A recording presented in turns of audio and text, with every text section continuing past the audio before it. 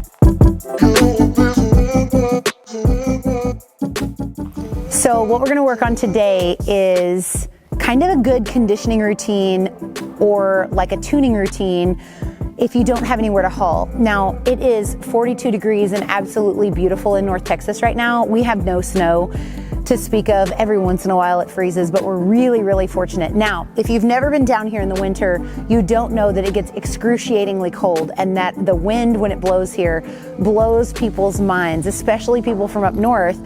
When they come down here and they feel it, they're like, I've never been this cold. So it gets really cold here, but in a different way than it does kind of anywhere on the planet. So there are days that we are unable to ride or unable to haul simply because of precipitation, rain, not ice and snow. So I'm going to show you how I'm going to keep my horses sharp. Now, T-Wagon, thanks to all of you, is booked so well for 2023. I would say he's booked full, but we've decided to not cut his books off because it's the first year we've ever owned him. When I give people the time to be able to get their mares into him, we could have cut him off in the first 2 weeks of owning him, so we're very proud to say that. But we want him to get a lot of babies on the ground in 2024. So that being said, if you want to check the description box for the email to get a breeding contract on him, all you have to do is hit up Cinder Lakes Ranch, where he's going to be standing right next to JL Dash to Heaven. No big deal. He is going to be off from January to June. That being said, middle of this month, he is going to the breeding farm and he's going to be there. Now, he's going to get exercise. They have a free walker. My shoer is going to be able to shoe him, all those things, but he's not going to go to any barrel races.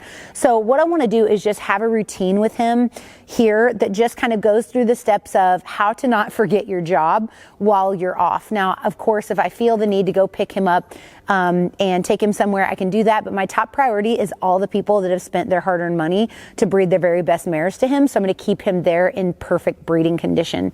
Now, if you have heavy precipitation and maybe not as fortunate to have a covered place to have your horse, I always suggest having a place where you can lunge them. Just lunging outside or inside or wherever you can find that's pretty safe does wonders. We used to do that exclusively almost every single day, 15 minutes each direction. We would put AirPods in and listen to a podcast and just keep ourselves entertained with that. But since we are in our era of having all of the places and stuff and things, we're going to show you best case scenario, because you may have or be boarding at a place that has a lot of things that you can use. The big thing with conditioning is keeping everything slow for a while, because you want the muscles to warm up really slowly. So when I go around my barrels, this horse in particular, if you have a horse that's really ratey, this horse is very, very ratey. So if you've heard any barrel racers talk, you've heard about them talking about keeping the barrel behind your leg. And that just means keeping the barrel here. So you don't want him diving in front of your leg into the barrel like that. You want him to be here where he's running and he's got the longest strides he possibly can to have the barrel behind your leg. So when I go through the barrels, when I'm doing a conditioning and I know he's not going to see these barrels for a while, I'm going to go ahead and ask him to stay a little bit more flat than normal. I think the era of us doing this all the time is gone. We want these horses to have the biggest stride they possibly can around the barrels.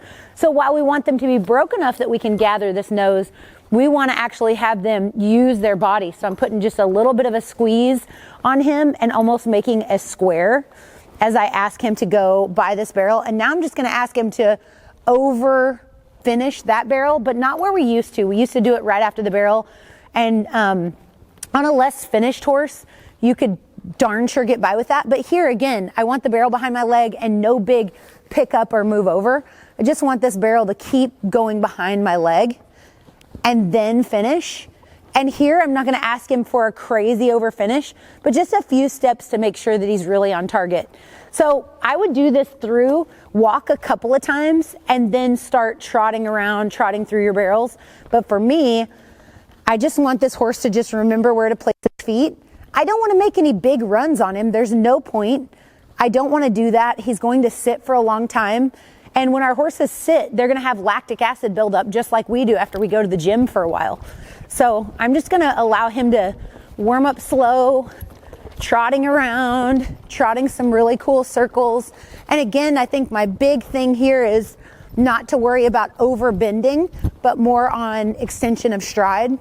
So just asking him, you can see him being a little tentative in the circles where he keeps his stride a little bit short, probably because he's really fresh. He's had several days off since NFR and Christmas and all that good stuff. So just going to ask him to extend this stride a little bit at a trot. And then just remind him the clue of like when I set my seat down, when I press my outside leg, and then ask him again to extend that stride. Now we're a little bit more like the T-Wagon we know and love. That's a lot bigger extension. You can teach your horse to have a little bit bigger stride. You can always get just a little bit more out of your horse. Even if you feel like this is all my horse has, you can at least get them in the very best shape of their life and at least get them as responsive as possible. So when you sit, you don't have to use a lot of pressure. When you turn, you don't have to have a giant spur on to make them try to get off your leg. Now, I will say I have used spurs. I don't use them a lot. Sometimes they're just decoration on my boots so my jeans don't drag. But spurs are used for precision, not pain. So it all depends on how you use your tools. And some horses do need them because they're not quite as sensitive as a horse like this. So now that he's freed up just a little bit, I'm going to take him back through. We're going to look at that kind of ratty horse tuning session, this big square, and then not allowing him to finish until here. And then straight across. This pocket's ginormous, but it's for a reason. We're just trying to get his legs freed up. This square. And then again, kind of a ginormous pocket down here. Just asking him to extend, extend, extend. And then we ask him to finish at the last minute. That's the difference between a horse that's really free or kind of mid to a horse that's super ratey. We don't have to ask him for all of those things all at once. So I would trot through a couple of times. Now I'm going to ask him to lope.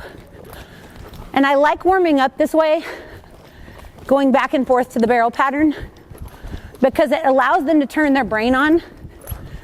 And a lot of times when we have a need for a conditioning routine, when it's the time of year when it may not be ideal to ride, they get a little bored and then they get a lot sassy.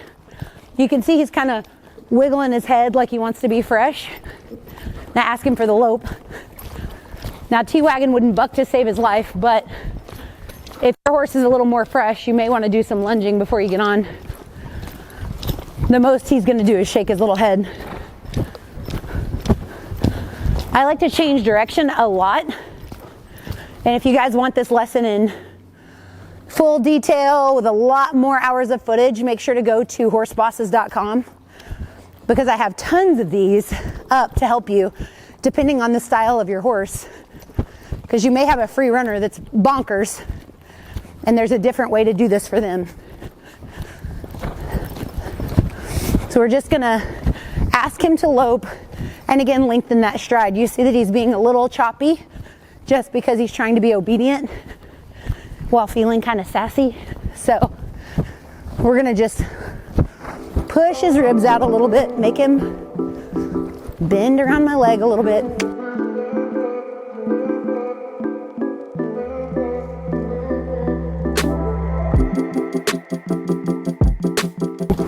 I like to change direction often on a horse that hasn't been ridden in a while, so it gives them a lot more time to think and use their body, wear them down just a little bit mentally, so they don't think up any creative and unique ways to ruin my day. So,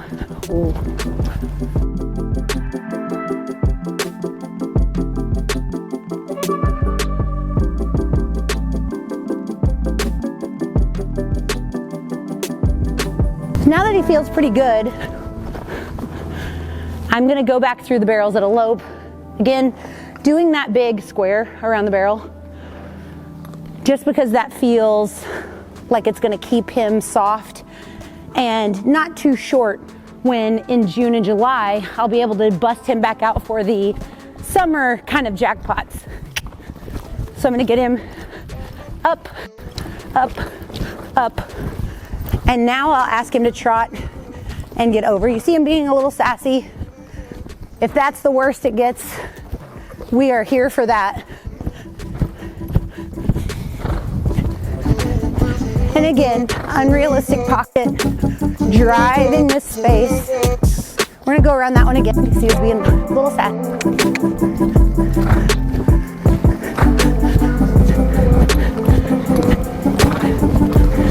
And that would be a really great session. Would take you, 10 or 15 minutes to really get the feel of that.